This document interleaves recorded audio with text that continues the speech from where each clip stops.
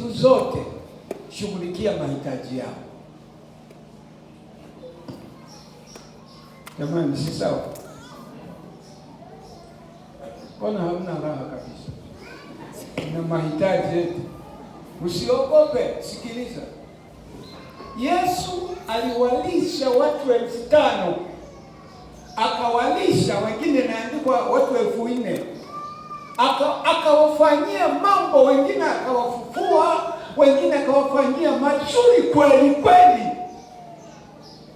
Lakini Biblia inasema sasa, wale wanaume wanasimuliana, wanasema alikuwa mtu mzuri, alifanya vitu safi, mambo yakawa mazuri, lakini wamemuua.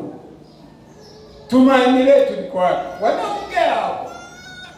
Baadaye anajoin kwenye msafara mwanaume mwingine, anawauliza, samahani, mnaongea mambo gani?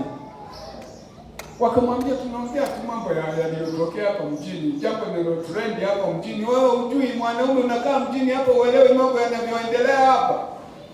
Tunaongea habari za Yesu, alikuwa mtu mwenye haki, aliyetenda mema, alifufua wafu, akawasaidia watu na matatizo yao, lakini wamemuua.